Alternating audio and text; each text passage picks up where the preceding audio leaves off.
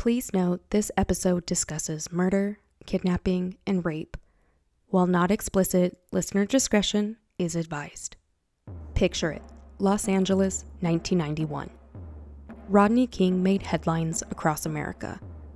I sat there as a 4-year-old girl in East LA watching the riots unfold on television, while my abuelita watched from her bedroom window. A few years later, I'm sitting on the couch watching the white Bronco fly down the 405 from my new home in Park City, Utah. I would then overhear the adult chatter about Nicole Simpson and Ron Goldman. But the case that blew it out of the water? JonBenet Ramsey.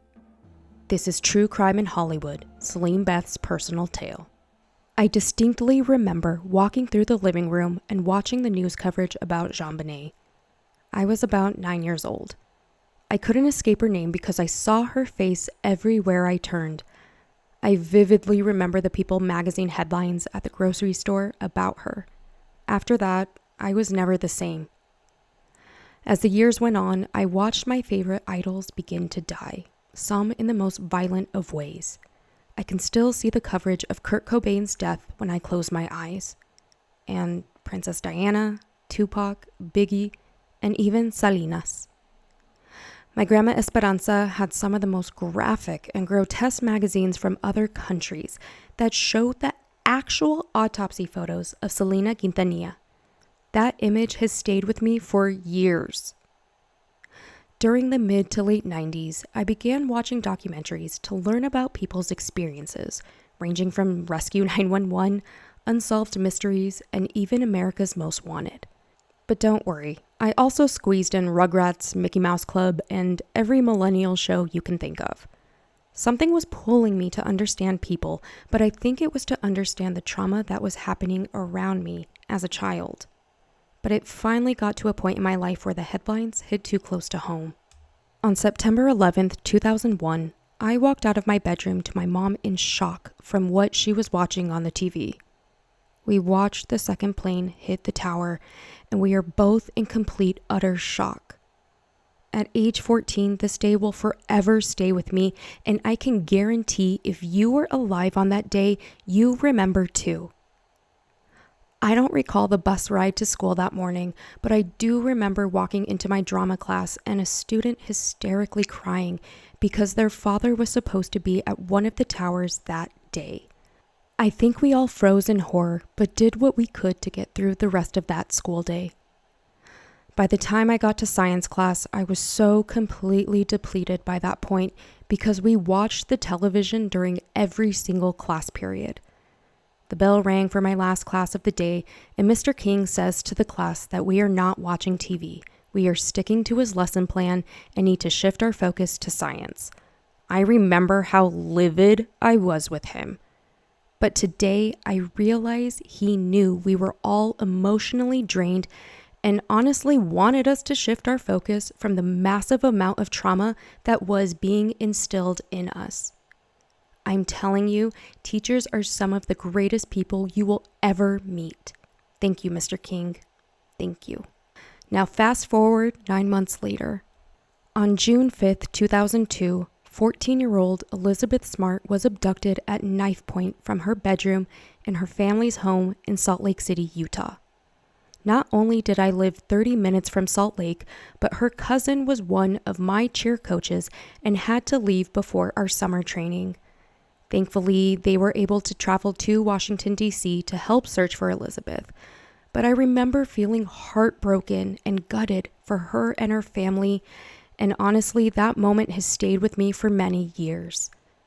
During the first few days of the search for Elizabeth, my alma mater held a vigil for her one afternoon on the football field. I can still feel the sun in my eyes as we all came together to support her and for her safe return home. Towards the end of the year, my family traveled to Key West, Florida, and at a convenience store, I saw Elizabeth's missing sign and couldn't believe that people in Florida were really on the lookout for her too. I was so relieved to see that, but since 7 months had passed, I wasn't feeling so hopeful that she would be coming home. Then the unimaginable happens. My mom and I are enjoying our afternoon watch of the Oprah Winfrey Show, and boom, breaking news. KUTV announces Elizabeth was found on March 12th, 2003. I remember the tears I shed watching that footage of her with her parents and feeling so much relief that she was found. Now, I wouldn't fully learn of Elizabeth's story until the case went to trial in 2010. And even then, I didn't know I would better understand her story a little bit later until my second month of college. On a cold, bitter night, sometime in February 2006, I made my way up to Park City with a friend and had dinner at a sushi restaurant where we were greeted by a friend of theirs who worked there. I would learn this guy just came back from serving overseas and was attending the University of Utah like me. Since I was living on campus and he lived at a fraternity, he thought it would be cool to meet up at my dorm room after his shift. We agreed. Look, I've never spoken about this to anyone outside of a few people, including the University of Utah's campus police. And what I'm going to say is, today is still not the day that I can share this story, but I will say that I was drugged and raped on the brand new sheets that my parents bought me for my dorm room. That night, I asked my roommate, Callie, if I could sleep in her bed, and we somehow made that work on a twin bed. But whether Callie knew what I just went through or not, she still made a safe space for me. Thank you, Callie. As the years passed, I watched more traumatic events unfold over the next 17 years. As one could expect, I also picked up a few more personal traumatic events along the way, even down to the most abusive relationship of my life. But that's neither here nor there. But it does bring me closer to the era that started it all. I grew up as a dancer, primarily a hip-hop dancer, and when I say that was supposed to be my be-all, end-all, I mean it. I really thought dance was where I was going to end up. Well, that all came and gone, but it does bring me to my Millennium Dance Complex era that began my journey with self-love, confidence, and worth. Funny enough, growing up, I wanted to teach at Millennium in Los Angeles because of all the famous dancers and choreographers that danced there. Then in 2014, I find out Millennium is coming to Salt Lake City, and oh my God, how do I get involved? I started as a work study, then became the director of operations, and then social media manager. During that short yearish of work, I was able to dance again and do it solely for me. I would often be ridiculed by my partner at the time, especially because I would post videos of myself dancing. But I also wasn't a size 0. Catch where I'm going, y'all? The situation wasn't good. Then my life changed forever. Beyonce's self-titled album dropped shortly before I started at Millennium, and when I say it woke me up, it woke me the fuck up. In 2015, I would face some of the darkest days I have ever faced, but it also gave me resilience, perseverance, and clarification as to where I was going and where I was headed. After I left Millennium, I would dip my toe back into corporate world and return to my previous careers of paralegal, office assistant, what have you. But then I also decided to pursue a second degree in film, so I tried that for about a year. I would then take an actual course on the Sundance Film Festival and had to attend 8 films, then write a massive essay about them for my final grade. As I drove down the canyon back home after watching one of the docs I had just screened at Fest, I finally knew what I wanted to do with my life. It was at that point I knew I wanted to be a documentary filmmaker. But when I say the unthinkable happens next, I really mean that. I decide that I need to expose myself to the film industry and do whatever I need to do to see how films are made. First thing I started doing was background work, so I got some jobs in advertisements, but then would be cast in 2 projects that would foreshadow my current career. I was only mere feet away from Steven Soderbergh directing Sharon Stone in HBO's thriller Mosaic, as I played a restaurant patron drinking red wine and eating tapas. Then I got to do some background work on an indie film featuring Octavia Spencer called Small Town Crime. Next on my to-do list, I decide it's time to volunteer for the Sundance Film Festival. And till this day, I still have zero idea as to what happens next. One afternoon, I get a call and it's the volunteer team saying that they've reviewed my resume and wanted to recommend me to 2 volunteer positions. I could totally be wrong, but I think it was either an assistant to the executive board or an office assistant to the documentary film program. Now, I had nothing on my resume saying anything about documentaries, but when they asked if I had a position in mind, I definitely told them I wanted the office assistant position, but of course they told me don't get my hopes up because it is very competitive, and that is the truth. Next thing I know, I have the offer letter in my email assigning me to the documentary film program. As you can imagine, I was elated. All right, this next part only warrants a little bit of information, and I'll share the rest of the details at some point. But for now, here are the takeaways. In 2017, I returned to my previous Sundance volunteer position as an office assistant for the DFP. This festival inspired me enough to chase a dream that was hardly put together, and that would be Theodore. And no, I'm not talking about Theodore Roosevelt right now, because I am talking about Theodore Robert Bundy. Like I said, this is a story for another day, but I can at least tell you this. I began filming my first documentary about the people who were directly affected by Bundy from 2017 to 2019. My work with trauma survivors began in 2017, and I'm here to say that hasn't stopped since. To make a long story short, I got my big break after I was contacted by Rebecca Sermons in March of 2018. Rebecca is a Florida native and an Emmy and GLAAD award-winning television executive specializing in original programming and development across multiple genres.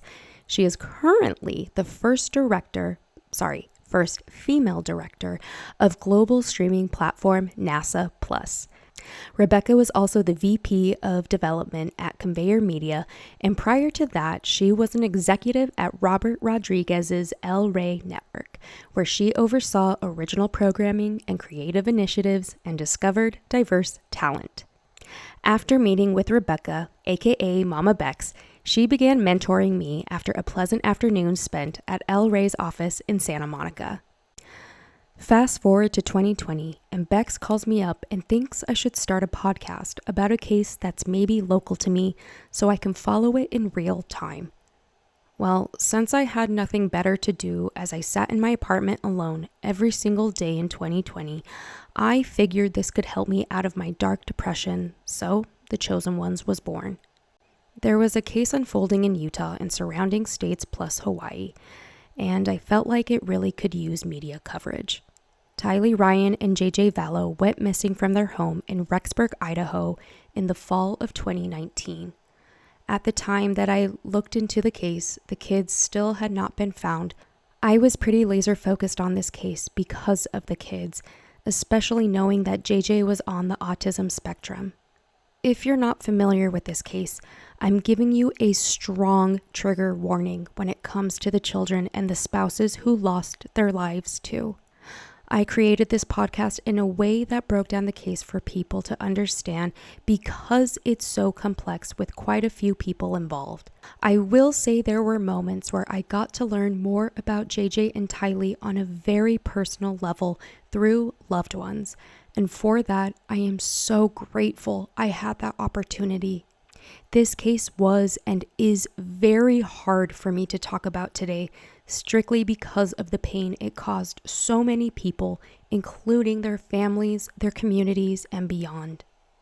Let me be the first to say, as a filmmaker and producer, there is nothing that will make me feel human again from the moment I look into the eyes of someone sharing the darkest moments they have ever lived. I can see the trauma mapped on their faces. I hear it in their voices. And I see it pulsating through their bodies. Trauma never forgets. Now let's jump to the fall of 2021. I was newly married to my love, Duncan, just finished a gig as a development manager for Conveyor Media, and began freelance producing under one of my incredible mentors, Jessica, and started on a Lifetime docu-series. After I wrapped that gig, I would produce 2 more shows and then get the call. The call that I had been waiting for my entire childhood, In Pursuit with John Walsh. Not only do I get to be an associate producer on this series, but I also get to go in the field alongside John's sons, Callahan and Hayden. When I tell you this field team blew me away, they blew me away. This team had been together for years, and a few of us were newbies, but we all developed a friendship that I've never experienced before.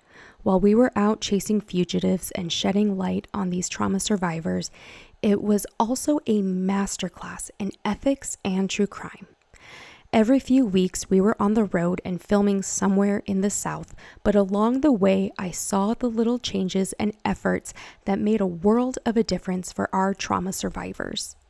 You also have Callahan, the executive director of the National Center of Missing and Exploited Children, coming in and doing his job and then some. When I say the Walsh family is the real deal, I mean it, y'all. I could go on forever about this team, but I just want to say thank you to Rachel, Yoshi, Benj, Brianna, Kyle, Bill, Callahan, and Hayden. You are all amazing people, and I am so grateful for all the lessons you shared with me. Thank you, team. After I wrapped In Pursuit, I continued producing and developing 4 more series before I gave birth to my rainbow daughter, and even started working with one of my other mentors, an original director from Unsolved Mysteries. Full circle, I tell ya. After a couple months postpartum, I would then go on to produce Jerry Bruckheimer's The Real CSI Miami and a new Hulu series coming out later this year. And while I can't say much about this last series I wrapped, I will tell you, it changed me in ways that will help trauma survivors be seen as humans and treated with the utmost respect. While this series tested me many times, I am here to say that the survivors I met along the way was worth every single minute. After 6 months on the series, I wrapped out and needed to reflect on what I had just experienced. I would soon realize that myself and countless others have developed secondhand trauma from producing and creating true crime content. Oftentimes, people are usually excited to learn about my career and usually share how much of a fan they are of true crime. I know in my early years of producing, I felt the same way because I was and am a true crime consumer, but meeting and working with these survivors has stopped me in my tracks and pushed me to scream this out to the masses. Listen when I say true crime is not just entertainment. True crime is the reality for so many people who often suffer in silence because they do not get the platform, respect, or recognition to share their or their loved ones' stories. I can't tell you how many times I have had to do my best to restrain my tears and emotions when I'm listening to someone tell me their story for the very first time.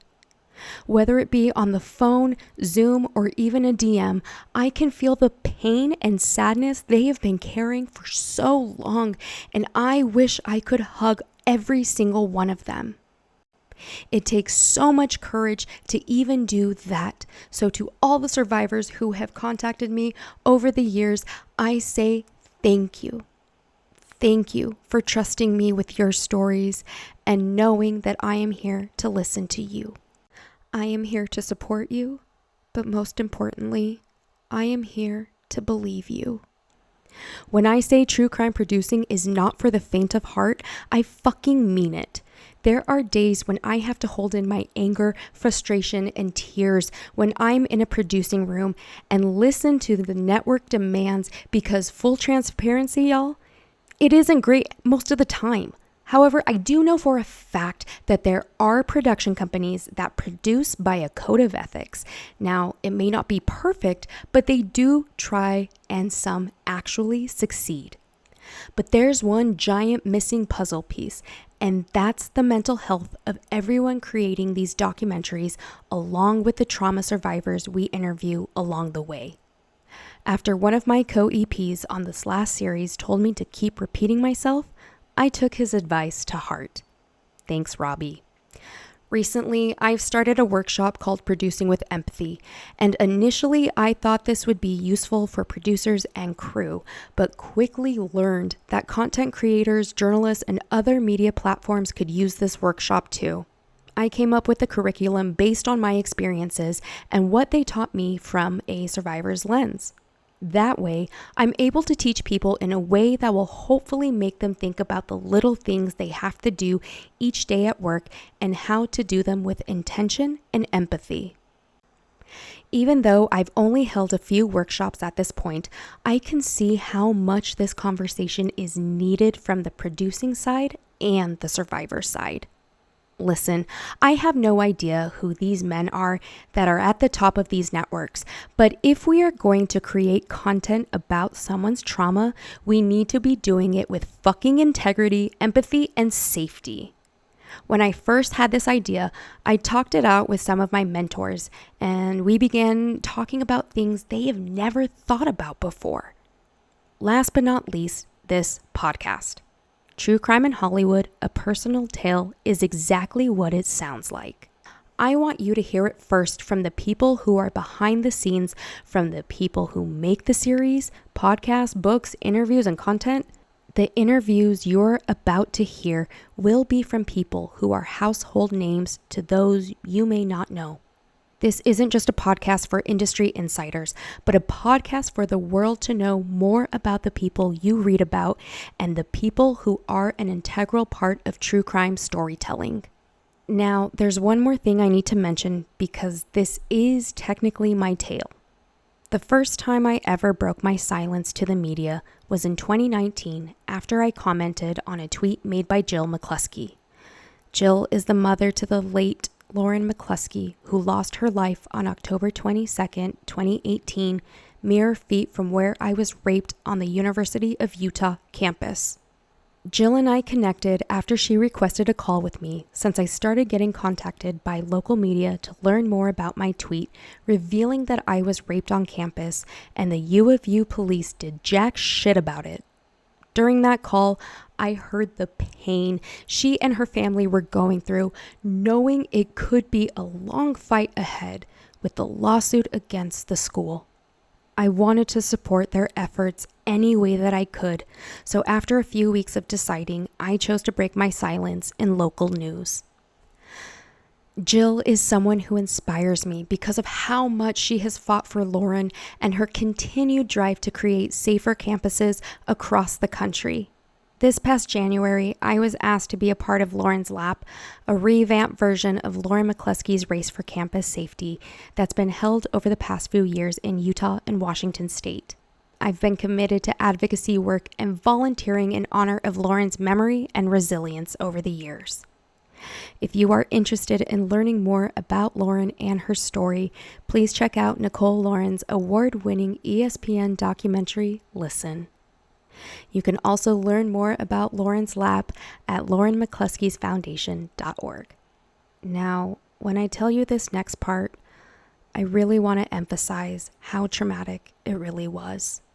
Fast forward to 2022 and 2023. When I came forward along with other brave survivors recounting an assault and mistreatment from two powerful men in the true crime podcasting community in one night. I turned my life upside down and entered hell for what felt like forever. After doing 2 interviews with Rolling Stone magazine, I realized the first time I would ever be mentioned in this massive publication, it would be for a traumatic evening at the Watergate Hotel. And yes, that Watergate. I've laid everything out about this evening on my social media and even followed it up with responses to the constant trolls that would attack me in my DMs and feverishly write horrible things about me on blogs, social media, and subreddits. And if you can believe it, I also poked the bear of all rape apologists, House and Habit, and even took on some of her followers as well. Now, during the height of this terrorizing time, this time last year, I would lose my soul sister and best friend Callie to osteosarcoma, and my beloved Auntie Aminta just days apart. I was at the lowest of lows towards the last half of 2023. I was listening to Taylor Swift and Renaissance on replay to help me keep my head above water. Between grief, the harassment postpartum, and becoming a mom, it started to feel like too much. A few days after I had one of the toughest moments in my life, I received the call to jump on this new series that helped shape this next chapter. With the industry shifting and production shrinking, I was in a rough space mentally, so my heart goes out to all the creatives who are going through similar events right now. Just know I'm holding space for all of us and hope change is on the way. One of the last things I'll say is that I wish I could cover every single case that people bring to me. Right now, I've been following the quiet story of 5 bodies being found in Newtown Creek in Queens, New York. And for whatever reason, the NYPD are taking their fucking time and not responding to media requests. Then there's the missing body of Mamta Butt, a mother to a baby girl whose husband was recently arrested in Virginia. Mamta's loved ones have been updating Facebook and leaning on their community to help find her and bring closure to her family. And I could go on for days about the little to no coverage surrounding marginalized communities, especially Pacific Islanders who rarely get any type of media coverage, and hope we as an industry start reaching out to more unknown cases and survivors. Representation matters. All of this to say, everything I'm putting out to the world right now is with intention and empathy.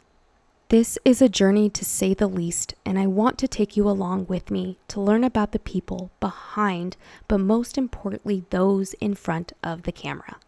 I want you to learn something from these interviews and maybe check in with yourself and what it may bring up for you.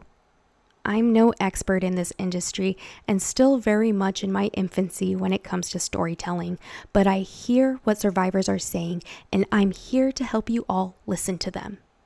Please note, these stories are their own and we are talking about things that are real, traumatic, but also lighthearted. While it's easy for me to say these people are my heroes, I really hope they become yours too. This is True Crime in Hollywood, a personal tale inspired by those who have changed my life forever. This is our time to make some noise, and it's time for people to listen. I intend to keep my original sign-off from the chosen ones, and that is, please remember the victims and embrace the survivors. Thank you for listening.